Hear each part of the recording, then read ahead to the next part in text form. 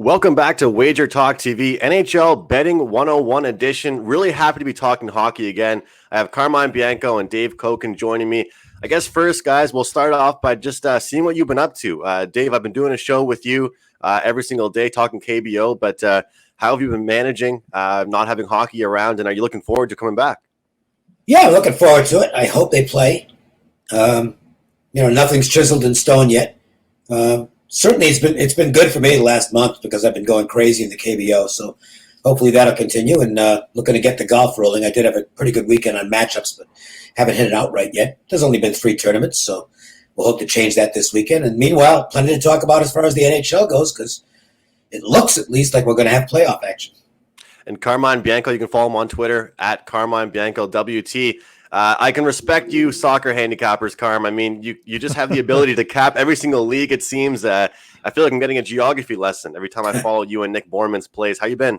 Yeah, I've been well. Yeah, it's pretty much the one sport that really hasn't stopped even during the pandemic. There was there was soccer in Nicaragua, there was soccer in Belarus, and those countries just still wanted to play. But so we've continued on. But the empty stadium stuff is interesting. I'm pretty sure we're going to get into that today.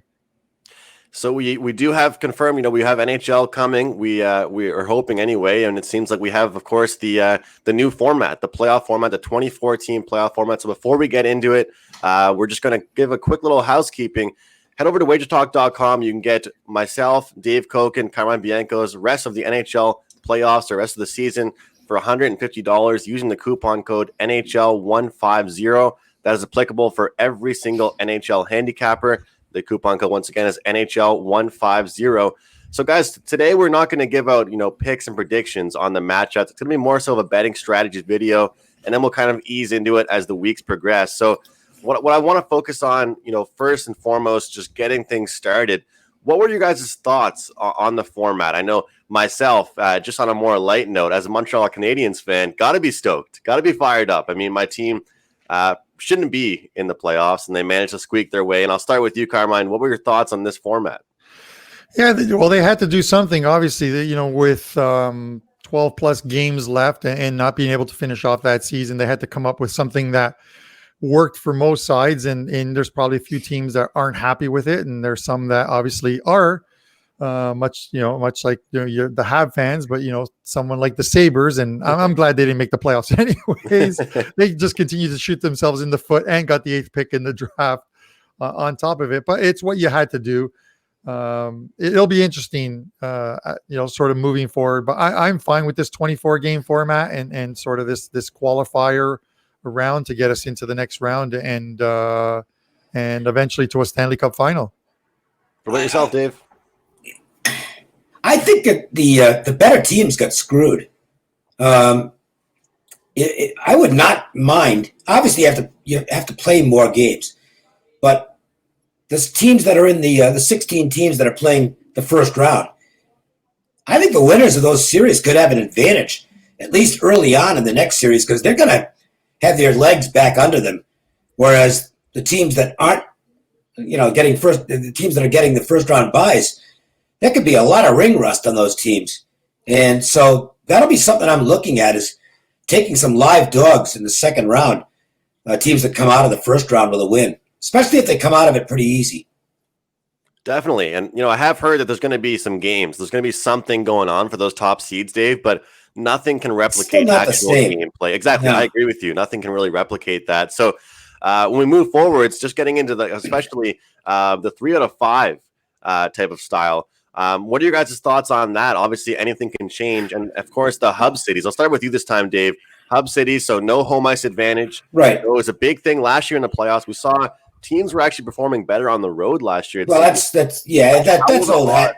How will the odds reflect it, and how do you handicap that? I think they build it into the line. The home teams, the home advantage teams in the opening round are not overpriced by any means. In fact, they're pretty low for the most part. The odds makers know that the bettors know that home ice just doesn't mean much of anything in the NHL playoffs. It's not like the NBA where home court is definitely an advantage. So you might have, I think, more of an effect there, more of an impact there, because those home court advantages won't exist.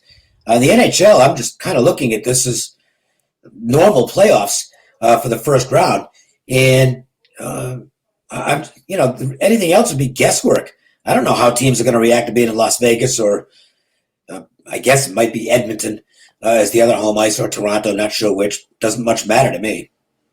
Carmine, so for yourself with soccer, obviously you and I were talking off air about how you were getting that question with soccer. Soccer, to my knowledge, I think statistically, home field advantage is actually the most important versus any other sport. How do you look at it in hockey with the hub cities, and how do you feel also about these 3 out of 5 for the opening rounds? Yeah, as far as sort of quickly go from like soccer into hockey. Yeah, in soccer for the smaller teams, in the EPL. They did not want to play neutral stadium games. They wanted to play at home. It was more the familiarity of their own stadium, even though there are no fans. But that advantage is really having the fans there.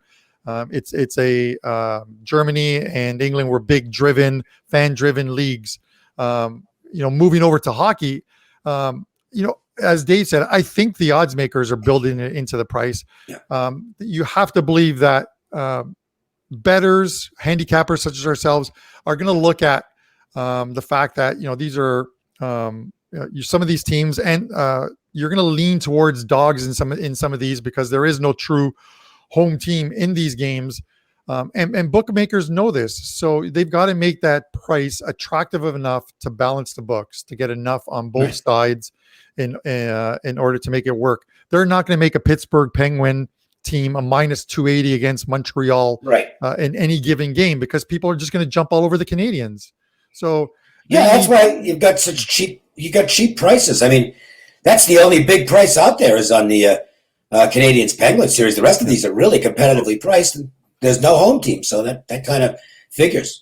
So, guys, the obvious statement is really, besides home ice and real playoffs, when we weren't going through just the hub cities, it would be not only just the home ice advantage, but reflecting on the previous game or the previous 2 games. But now, if you look from one game to the next, you said the odds makers really reflect it. Dave, can you just elaborate on that? Like, if we see opening game, Toronto wins 6-1 versus Columbus, how much different is that game 2 going to be as far as odds perspective goes? Well, that'll be treated just like the regular playoffs, where the odds makers will make the adjustments based on the fact that bettors have a tendency to bet whoever lost one game. They zigzag. I'm sure we'll see game 3 situations where teams are down 2-0, and the odds makers will, knowing that the sharp bettors are going to come in with first period plays on the teams down 0-2. They're going to make adjustments. Whether they make enough of an adjustment to buy anybody off the game, we'll have to wait and see. But, they know what they're doing. We know what they're doing. It's still all about matching up the teams and trying to come up with a winner. And, I've got a philosophy that I'm going to probably look at in these first-round matchups. I want to back good goaltenders and experienced teams. I think the older teams are going to have an advantage. Because I think they'll just be able to handle the long layoff a little bit better. And as far as the goalies go, I guess one of the things, and I haven't done this yet, but one of the things I'm going to look at is how is October goalie stats, first month of the season stats, because in effect, we've got guys starting seasons all over again. I want to be on goalies who have a tendency to get out of the gate quickly. Definitely. Extended rest. That's going to be a huge stat to look at. I think that we could probably, during the regular season, call extended rest 3 or 4 days. Right. But that's a great idea to look at back at the October. So, Carmine, I want to look at a lot of different angles and different ways of looking at it. But I just want to start off with a simple question. It sounds like Dave's looking more towards experienced than older. Are you on the fence more for older, or are you on the fence more for younger teams as far as heading into this new playoff format? When I look at you, and you can look at the charts, for this, and you look at what the average age of teams are, heading into the playoffs. If you look at the top 5, it's Colorado, Columbus, Winnipeg, Vancouver, and Carolina. But when you look at these ages, it's ranging from, a low of, 27.7 to like 29.7. So I don't think there's much there. Much like Dave said, I'm approaching this playoff season looking at it as if it's an October. We're coming off 4 months essentially by the time I think training camp opens on the 10th of July. So we're looking at about 4 months of lockdown. So, a lot of these guys haven't been out. They're training at home. They're keeping fit, but it's getting on the ice and only getting a few, a few practice sessions in to get this team going. So I'm looking at teams, that started well in the season, number one, but I'm also looking at teams that perform well in the playoffs because their coaching philosophy is play defense first. Good defensive teams. I've always said that I find it hard for teams that don't play much defense throughout the season to play well defensively in the playoffs. It's just so hard to turn it on. And I don't mean to pick on the Toronto Maple Leafs, but that's always been one of their things that they suffer. Here for that. Yeah, it's always been one of the things that they've suffered throughout the years. So I'm not saying that's the case this year, but you look at teams that succeed. Teams like the St. Louis Blues. It's there, but you also have to. And I've been doing it, whether it's ghosting or following. You have to follow these teams throughout this, just having an idea of where they are mentally heading into the playoffs. As far as lineups, you need to know who the goalies are. Like the Rangers. I'm assuming the Rangers are going to go with, I'm going to guess Sherstaken. I would think the man was fantastic. He should be in there, but we don't know until we actually get closer to that first round of the playoffs. I think the biggest series that sticks out as that we can compare those two different things as far as experience level and youth would probably be Chicago Blackhawks and Edmonton Oilers. You look at a guy like Connor McDavid, fastest skater on the planet, it seems, with a very, very young team. And look at the trade deadline, the guys that they picked up, a lot of younger guys. They have, on their decor, a couple of vets and some veteran goalies that can be a little bit iffy. But then on the other side of things, look at the Chicago Blackhawks. When they won that cup, it was a veteran-built team. A lot of those guys are still there. They had some injuries on their defense, but that's a team that I think about when I think about that argument. Maybe even a team like Minnesota. That they're very built for some veteran presence, but also some younger guys. But I got to be honest, as a Habs fan, I'm happy Perez isn't on the show to hear this. But I think that the Leafs are actually going to have a really good start to the playoffs because I believe the youth on their team is really going to be beneficial for them, and it actually will help them out. And you look at the fact of that you guys saying it's going to be like the start of the season. I feel like that eliminates pressure. There's no playoff buildup. There's no all that kind of pressure that's usually there. It's going to be exactly like both of you said, just like starting the season up, where it's not going to be that added playoff pressure. I'll throw a devil's advocate stance in on that series.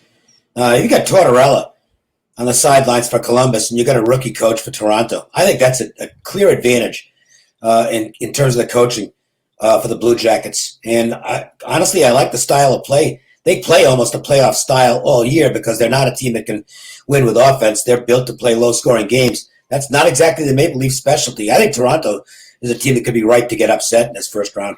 Yeah, the good news is that sorry, go ahead, Carmine. Yeah, no, I was gonna just to add to that, and I tend to agree. Like, let's look at it this way. You know what I mean? Tortorella knows how to coach.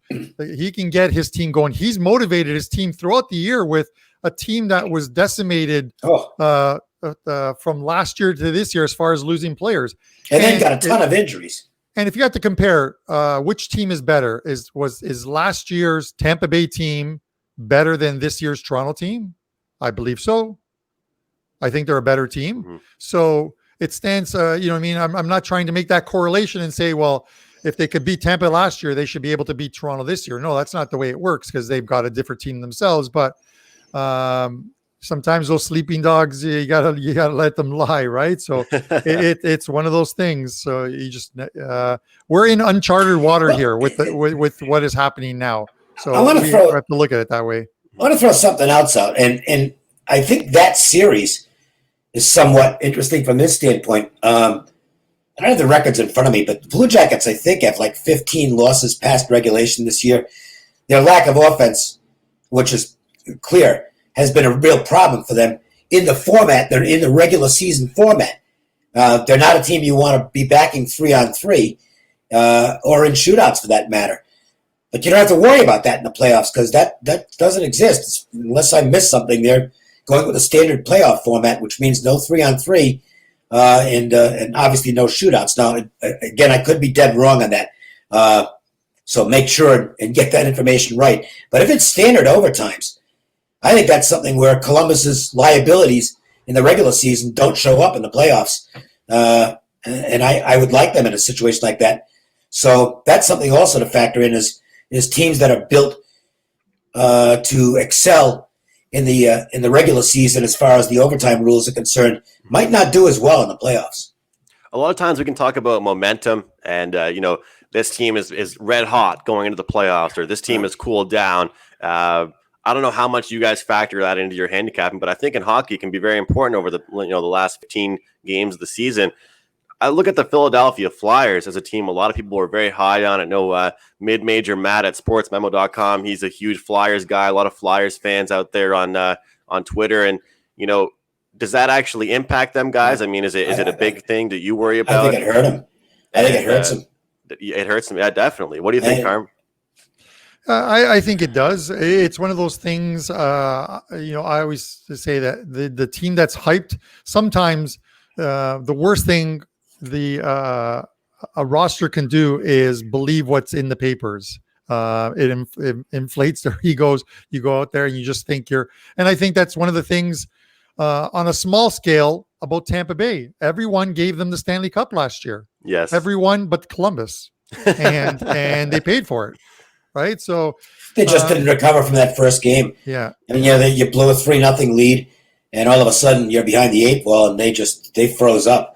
I don't think that's going to happen to them this year, but they're still going to have a lot of pressure on them in the opening round because of their failure from the prior season. So Dave, can you just elaborate again on what you were saying about Philadelphia? I mean, you think it's not going to help them at all? There's some things I don't like about the Flyers. One is they're an extremely young team. Two is that while I do think Hart's going to be a really good goalie for years to come, he's got zero playoff experience, and I think that could be a negative. And their momentum, which was tremendous at the time of the shutdown, it's gone. And they weren't a great team out of the gate. It's not like the Flyers came out flying. And I think they could be a team that's vulnerable, particularly with not playing in this first round. I'm not sure that sitting around is going to be a great thing for them. I look at a team like the Colorado Avalanche, guys, and they had a lot of injuries. This is a team that I was betting on, and I actually started betting unders, if I do recall, before COVID-19 came above, but because of all their injuries. And now we look at Mikko Rantanen is back and healthy. He's had McKinnon was a little bit injured. We had Jost was injured. Kadri, I believe, was injured as well. Some of their decor guys were out. So they're a team that I think this layoff is definitely going to benefit. What would you say are teams that would benefit from it? And just to kind of go back for a second about the Leafs, I did want to say, although with John Tortorella, the experience that he has, I also would say on the other side of it, the Leafs started the season with Mike Babcock. Yeah. And now they have a younger coach, and that seems to fare really well with his players, and they seem to have a lot more chemistry. If we can remember, I mean, Austin Matthews did not nearly get as much playoff time or ice time than he probably should have, and now we're going to get a whole little mini training camp with his guys, which is something he never actually got, more practices, which is probably something he never got. So that could be beneficial. I'll go back to you, Dave. What are some teams that will benefit from this layoff? Well, again, as I mentioned earlier, I like the teams with the tested goaltenders in the playoffs. I like the veteran coaches, and I like the veteran teams. Now, it doesn't mean I'm automatically going to play them, but those are the key factors I'll be looking for early on. Carmine? A couple of them factored into my future bets. I've got four cup future bets that we can talk about later, but obviously a team like Colorado getting healthy, really important. Obviously they're the youngest team in the playoffs. You look at the one thing on Colorado though, do you hesitate because of the goaltending situation? Grubauer, I guess, is maybe the starter. And his only playoff experience was a train wreck 2 years ago. Yeah, he ended up sitting. He ended up sitting on the bench Well, what's for the option? entire playoffs. It's Frank Coos, I believe, right? It'll be interesting to see what they do. But Frank Coos has no experience either. That could be a negative for them. I do like this Colorado team, but I'm worried about their goaltending. They're favored over Columbus, but as far as Toronto goes, if you had to pick one player who benefited from this 4 months off, it's Freddie Anderson. They had ridden this guy into the ground. Yep. You saw it in the last couple weeks of the season, or before the shutdown. He was just losing it. They pulled him 3 or 4 times. He was not happy about it. They were just leaving him out there. He was getting lit up for 4 or 5 goals, and it's just a guy who was worn down. And had this season continued, even though they did pick up, was it Jack Campbell, I believe, from LA. This was a team that was going to have goaltending problems heading into the playoffs, I thought. So this sort of helps them out. One of the other teams, and you guys might not like this one, is I think this shutdown came at the right time for the New York Islanders. This team went from playing so well to playing, they just couldn't stop a puck. They were allowing goals by the bucketful. It was unbelievable that's not your typical Islander team. And we saw they went into the playoffs last year, and I think they swept. Was it the Flyers in the first round? They swept someone in the first round, and then I think it was Pittsburgh in the first round, and then they got swept in the second round. So this is a team that at 40-1. They're worth a few bucks, and I've got them. Well, we want to give Dave a chance to head out and not have to take up too much of your time. But I just wanted to ask you guys as well about totals. How are we betting totals heading into this? We're going to see higher totals. The extended rest stats point towards higher totals. Goaltenders obviously not having as much experience or recent form.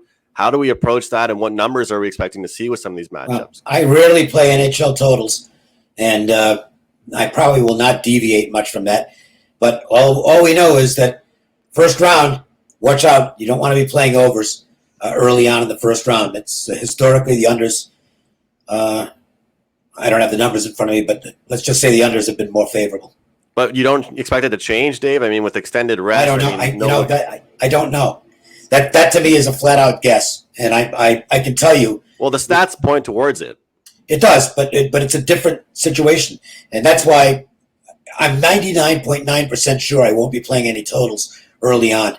I want to see how I got to watch and see what the games are played like, the pace of the games, and I'm not, I don't like guessing for money. Yeah. Okay, I'll guess at something that doesn't cost money. This costs money if you're wrong, so I'm probably going to leave that alone. Islanders, those type of teams, Stars, Blues. Do you look at them to still be dead under teams, or could we possibly get a pretty good number with them and look maybe the other way?